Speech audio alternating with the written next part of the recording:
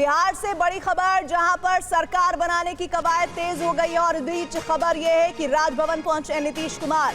राज्यपाल को सौंपेंगे नीतीश कुमार इस्तीफा, नई सरकार बनाने का दावा भी पेश करेंगे। 10वीं बार सीएम पद की शपथ लेंगे नीतीश। सम्राट चौधरी और विजय सिन्हा पर एक बार फिर से भरोसा जताते हुए डिप्टी सीएम उन्हें बनाने की तैयारी की जा रही है। तो बिहार में नई सरकार के गठन की बड़ी तस्वीर आपके सामने। राज्यपाल से मिलने पहुंचे नीतीश कुमार। रुपेश कुमार इस वक्त हमारे साथ, हमारे सहयोगी जुड़ रहे हैं। रुपेश, नई सरकार का गठन अब होने की ओर बहुत तेजी से एनडीए बढ़ रहा है और बहुत हद तक तस्वीर साफ भी हो चुकी है। राजभवन पहुंचे नीतीश कुमार, क्या तस्वीरें वहां से मिल रही हैं इस वक्त? देखिए, बिल्कुल तस्वीर बिल्कुल साफ हो चुकी है और तस्वीर जो यहाँ मिल रही है वो ये कि समर्थकों का भारी हुजूम है। नीतीश कुमार अपने सहयोगी दलों के साथ इस वक्त राजभवन में मौजूद हैं। उन्होंने अपना इस्तीफा भी सौंप दिया है और दूसरे हाथ से उन्होंने समर्थन का पत्र भी सौंपा है, यानी कि सरकार बनाने का दावा भी नीतीश कुमार ने पेश कर दिया है। और अब से कुछ देर बाद राजभवन उन्हें कार्यवाहक मुख्यमंत्री के लिए निर्देश दे सकता है, यानी कि अगले कुछ घंटों के लिए नीतीश कुमार अब कार्यवाहक मुख्यमंत्री रहेंगे। कल शपथ ग्रहण समारोह होना है पटना के ऐतिहासिक गांधी मैदान में और इसकी जो पूरी प्रक्रिया है, सुबह से ही आप देखिए बीजेपी ने अपने विधायक दल की बैठक की, जेडीयू ने अपने विधायक दल की बैठक की और उसके बाद से एनडीए की विधायक दल की बैठक हुई, जिसमें नीतीश कुमार को एनडीए विधायक दल का नेता चुना गया। यानी कि जो गठबंधन के विधायक दल का नेता होता है वही उसकी अगुवाई में सरकार बनती है, उसकी अगुवाई में सरकार बनाने का दावा पेश किया जाता है। और इसके साथ ही बीजेपी ने भी ये तय किया है कि उनके तरफ से जो दो उप मुख्यमंत्री के जो चेहरे होंगे वही होंगे जो पिछले टेन्योर में रहे हैं, यानी कि सम्राट चौधरी और विजय सिन्हा।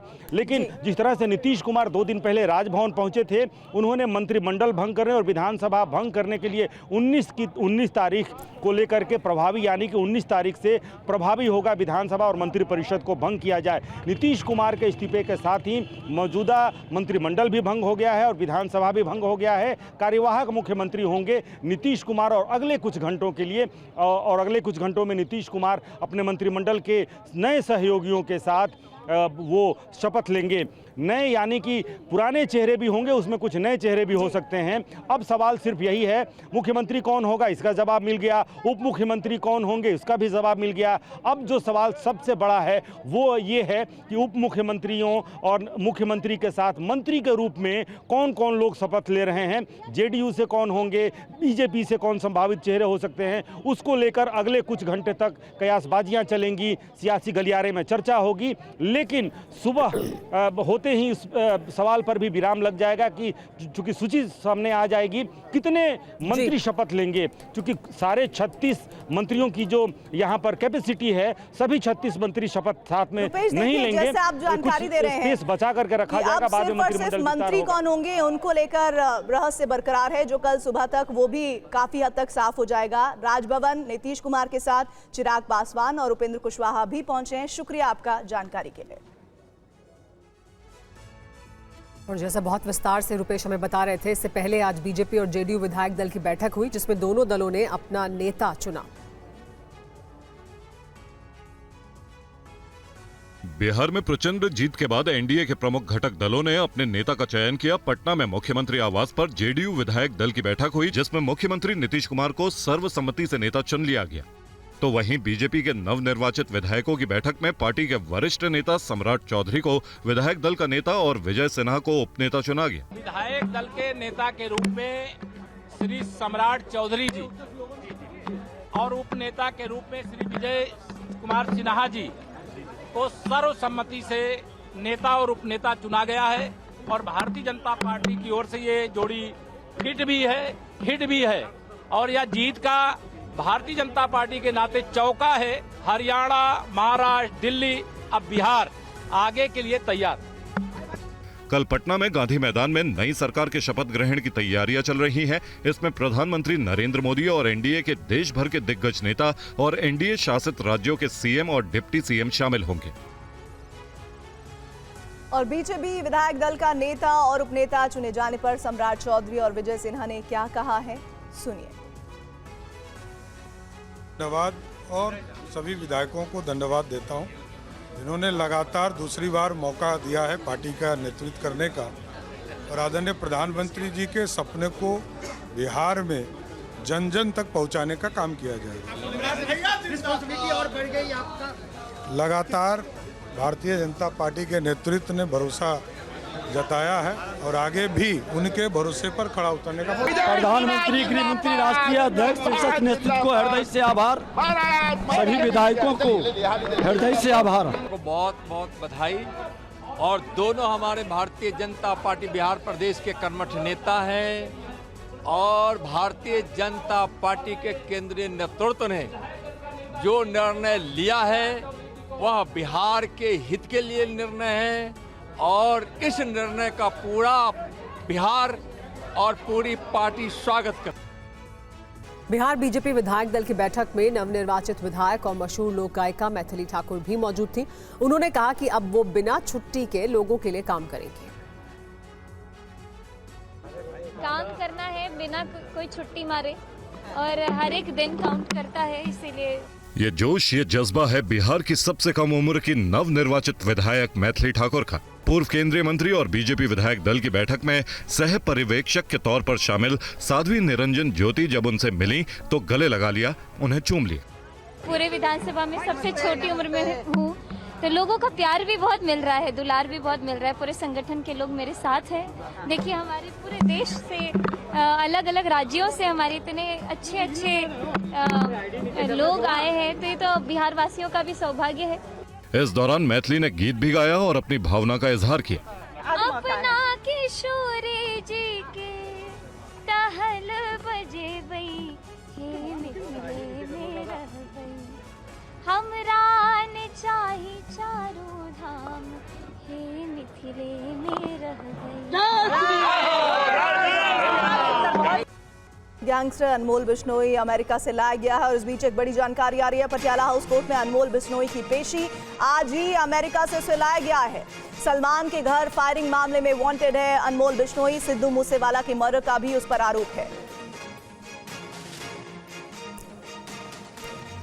तो कुख्यात गैंगस्टर लॉरेंस बिश्नोई का भाई अनमोल बिश्नोई भारत आ गया है। दिल्ली एयरपोर्ट पर लैंड होते ही एनआईए की टीम ने उसे हिरासत में लिया और जो जानकारी है जिसकी तस्वीरें भी हम आपको दिखा रहे हैं, खबर इस वक्त ये कि पटियाला हाउस कोर्ट में अनमोल बिश्नोई की पेशी है और इसको लेकर लगातार कोशिश ये है कि किसी भी तरह से एनआईए ने जिस तरह से कस्टडी में लिया है उससे और ज्यादा इन्वेस्टिगेशन का मौका मिले, क्योंकि अनमोल बिश्नोई पर आरोप है सलमान के घर फायरिंग मामले में और सिद्धू मूसेवाला के मर्डर का भी उस पर आरोप है। एयरपोर्ट से सीधे दिल्ली की पटियाला हाउस कोर्ट में उसे पेश किया जाना है और यहां एजेंसी उसकी हिरासत की मांग करेंगे। जितेंद्र शर्मा इस वक्त हमारे साथ हमारे सहयोगी जुड़ रहे हैं।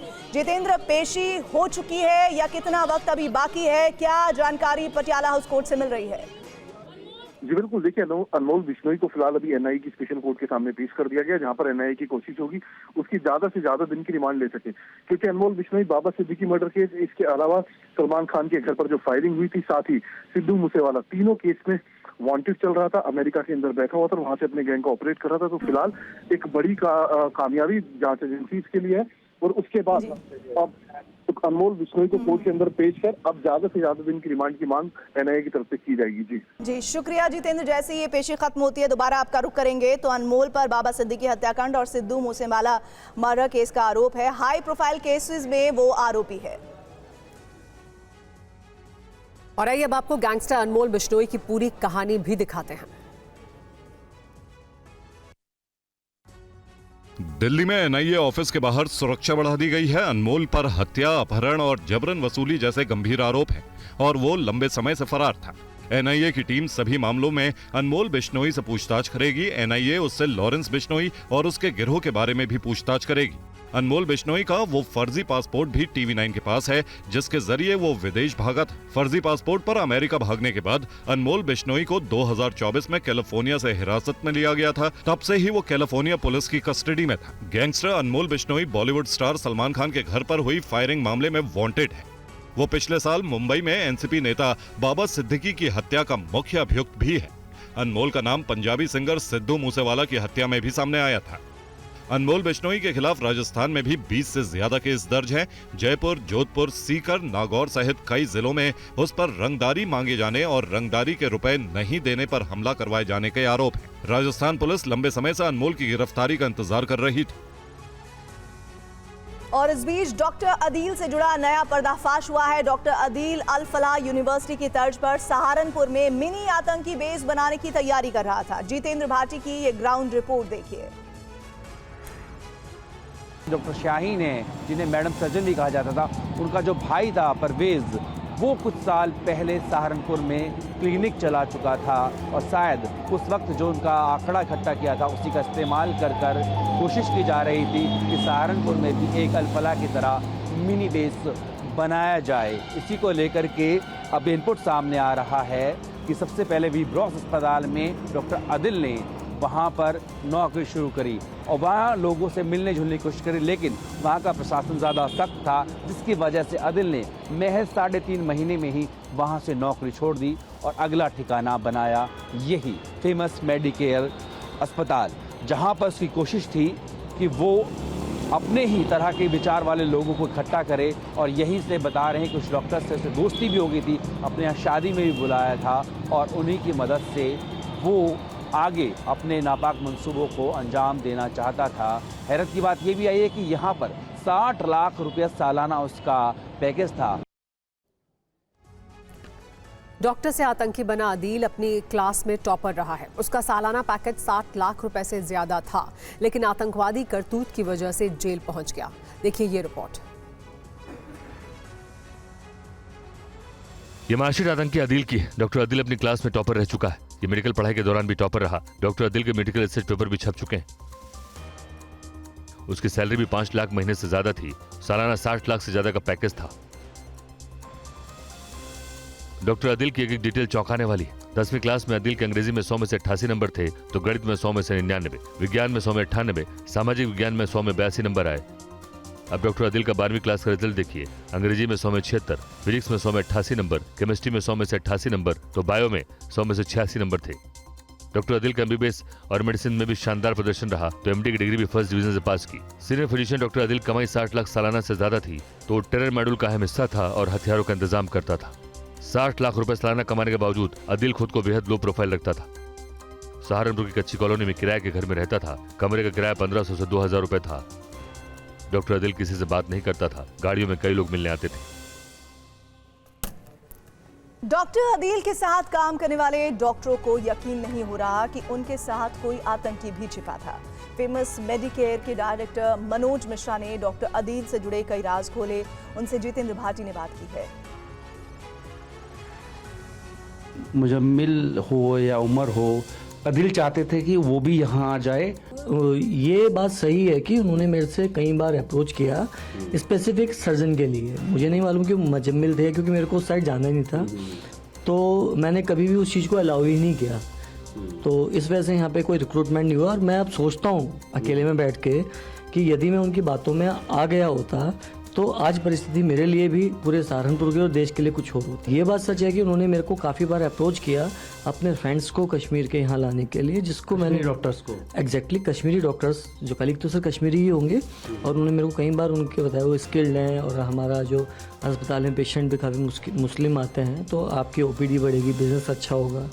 लेकिन उस चीज़ को फिर मैंने कभी एक्सेप्ट नहीं किया, क्योंकि ऑलरेडी हमारे पास सारे डिपार्टमेंट फुलफिल हैं और वेल स्किल्ड डॉक्टर्स हमारे यहाँ काम कर रहे हैं काफ़ी टाइम से, तो किसी को हटाने का औचित्य बनता ही नहीं। तो हैरानी की बात यही है कि वाइट कॉलर जो डॉक्टर्स हैं उनके जरिए आतंकवाद को फैलाया जा रहा है। आतंकी अदील जहां रहता था वहां आस पड़ोस में रहने वाले लोगों का क्या कहना है, उसके बारे में सुनिए। डॉक्टर आदिल सहारनपुर की एक कॉलोनी में इस तरीके से रहता था कि आस पड़ोसियों को भी उसके बारे में ज़्यादा जानकारी नहीं थी। एक पड़ोसी मेरे साथ में मौजूद हैं, उनसे बात करेंगे। जनाब क्या नाम है आपका? मोहम्मद पैगाम। पैगाम जी, ये डॉक्टर अदिल यहाँ रहते थे, इनके बारे में क्या मालूमात है? भाई हमने तो कभी उन्हें देखा ही नहीं। मैं तो सुबह को 9 बजे कारखाने चले जाऊँ था, रात को 7-8 बजे आऊँ था। हमने तो कभी देखा ही नहीं उन्हें। सुना 7-8 महीने हो गए उन्हें यहाँ रहते हुए, कभी मुलाकात ही नहीं हुई। 7-8 महीने से यहाँ रह रहे हैं जी। पहले कौन रह रहा था, किसका मकान है ये?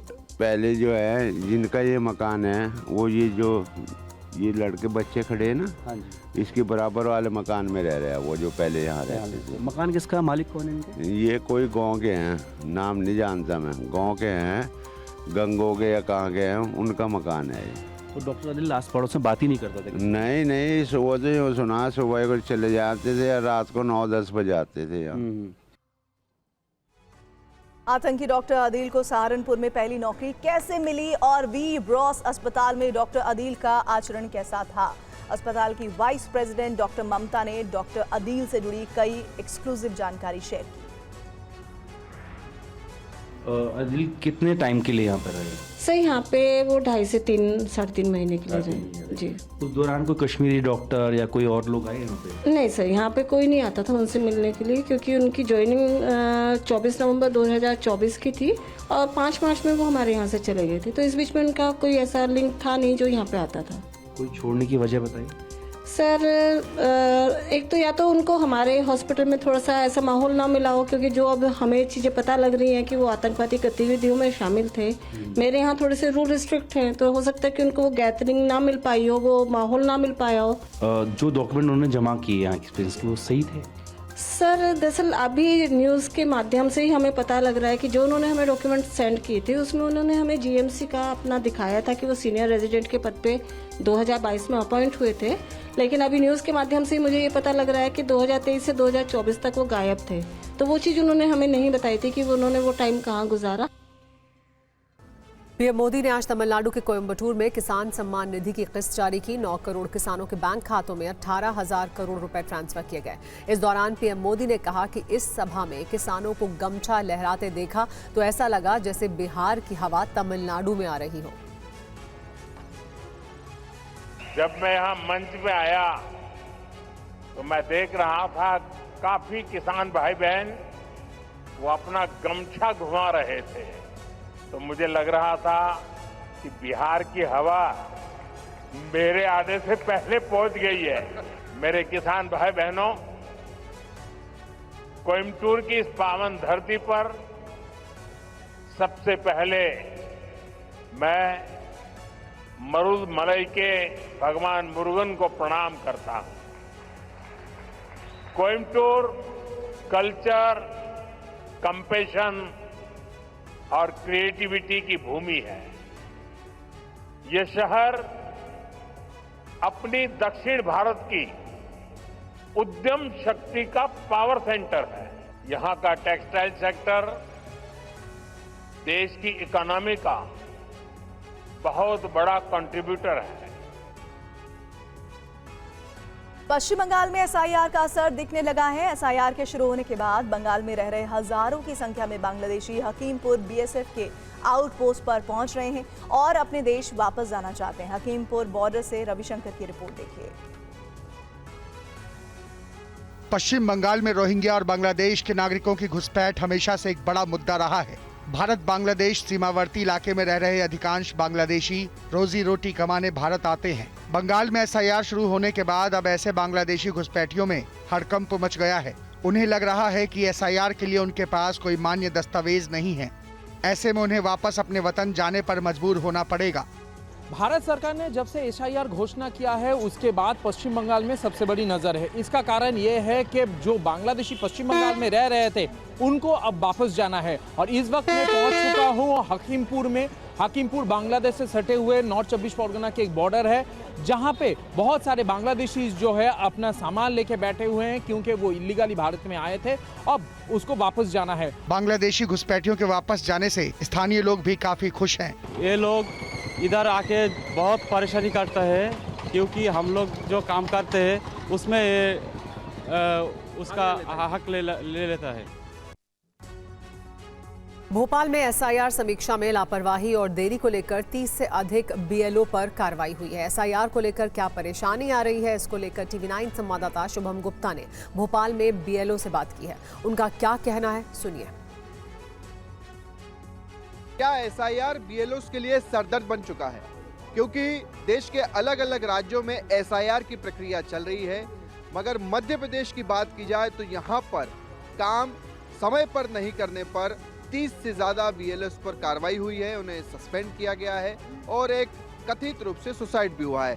फिलहाल तस्वीरें आप भोपाल की देख रहे हैं और यहाँ पर भी एसआईआर की प्रक्रिया चल रही है, बीएलओस मौके पर हैं और चूंकि समय सीमा काफ़ी कम है, काम काफ़ी ज़्यादा है। विक्रम जी, आप बताइए कि हम देख रहे हैं प्रदेश में 30 BLO सस्पेंड हो चुके हैं।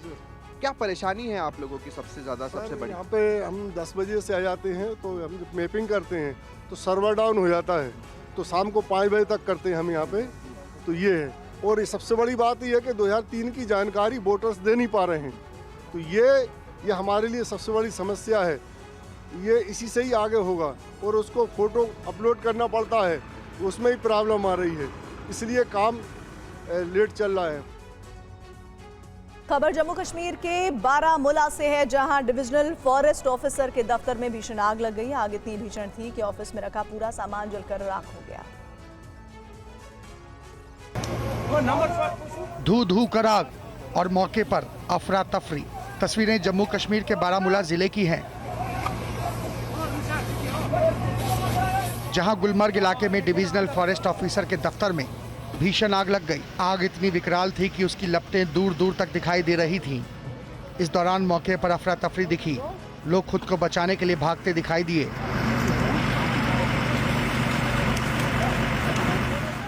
आग इतनी भीषण थी कि उसमें पूरा DFO ऑफिस जलकर खाक हो गया। अचानक लगी आग ने पूरे इलाके में अफरा तफरी मचा दी। वहीं सूचना मिलते ही फायर ब्रिगेड की कई टीमें मौके पर पहुंच गईं।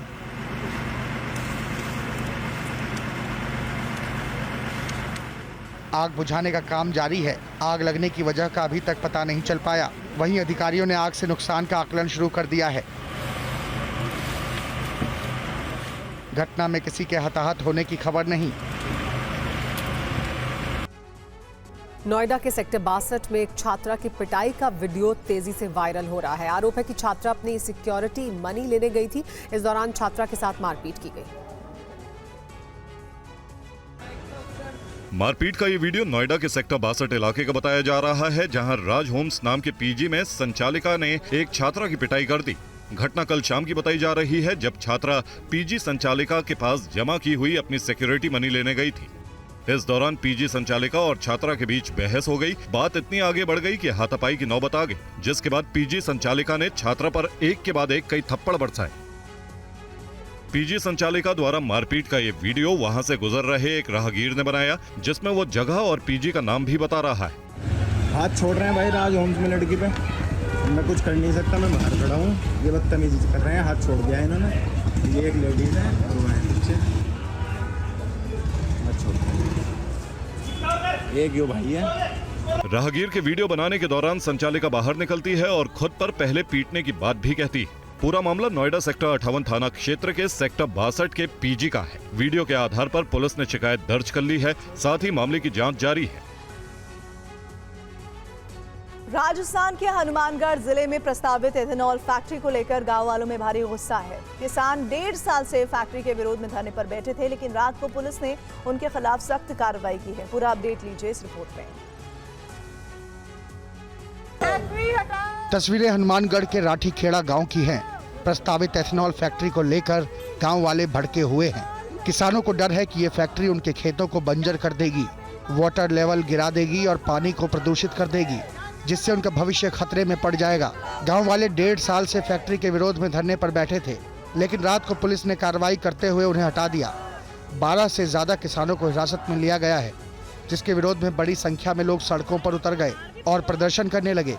चल रही थी, निश्चित तौर पर किसान साथी संतुष्ट नहीं थे, और आज जिस तरीके से किसान नेताओं को गिरफ्तार किया गया, कतई लोकतंत्र के अंदर आप सुबह 3 बजे, क्या वो बड़े अपराधी थे?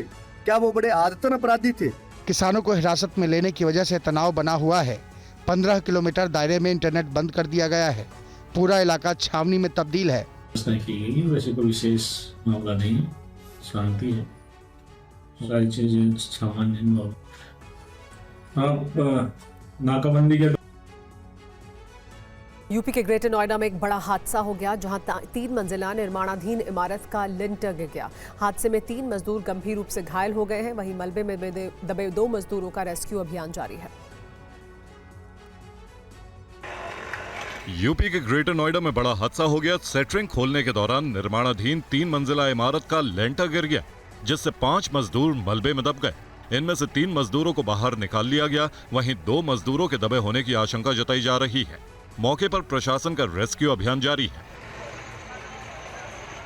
घटना ग्रेटर नोएडा के रबुपुरा थाना क्षेत्र की है, जहां नगला हुकुम सिंह गांव में निर्माण कार्य चल रहा था, जहां 3 मंजिला लेंटर पड़ा हुआ था, जिसकी आज सेटिंग खुल रही थी। इस दौरान अचानक लेंटर गिर गया और हादसा हो गया, जिसमें 3 मजदूर गंभीर रूप से घायल हो गए। काफी मशक्कत के बाद तीनों मजदूरों को निकाला गया, जिनकी हालत गंभीर बनी हुई है, जिन्हें एम्बुलेंस से नजदीकी अस्पताल भेजा गया। डॉक्टरों के मुताबिक तीनों की हालत नाजुक बनी हुई है।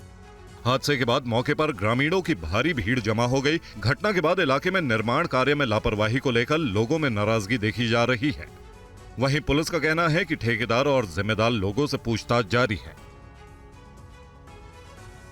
महाराष्ट्र के अंबरनाथ में एक शख्स पर 5 से 6 लोगों ने तलवार और दरांती से हमला कर दिया। वेल्डिंग कराने गए शख्स पर ताबड़तोड़ हमले से इलाके में दहशत का माहौल है। एक के बाद एक ताबड़तोड़ तलवार और दराती से हमले का ये वीडियो महाराष्ट्र के ठाणे जिले का है, जहां वेल्डिंग कराने गए शख्स पर 5 से 6 लोगों ने हमला कर दिया। हमले की वारदात पास लगे सीसीटीवी कैमरे में रिकॉर्ड हो गई। जानकारी के मुताबिक सुधीर नाम का शख्स अपनी स्कूटी का वेल्डिंग का काम कराने गया था। इस दौरान हथियारबंद बदमाशों ने अचानक उस पर हमला कर दिया। हमले में शख्स गंभीर रूप से घायल हो गया, जिसे इलाज के लिए अस्पताल में भर्ती कराया गया है। वहीं भागते समय हमलावरों ने सुधीर की स्कूटी पर भी कई वार किए। मैं गया था गाड़ी का वेल्डिंग करने, पीछे से वो गोया, यश और क्रिस और सुशांत और 4-5 बच्चे लोग डायरेक्ट मारने लग गए। क्यों मारा? क्यों दुश्मनी है? पहले वही ठसन के बारे में मारा गया। माना जा रहा है कि यह हमला पुरानी रंजिश में किया गया। वहीं पुलिस ने सीसीटीवी के आधार पर हमलावरों की तलाश शुरू कर दी है। हमलावरों की गिरफ्तारी के लिए पुलिस ने कई टीमें गठित की हैं। वारदात से इलाके में दहशत का माहौल है। महाराष्ट्र के छत्रपति संभाजी नगर में भीषण सड़क हादसे में 2 महिलाओं की मौत हो गई। देखिए ये रिपोर्ट।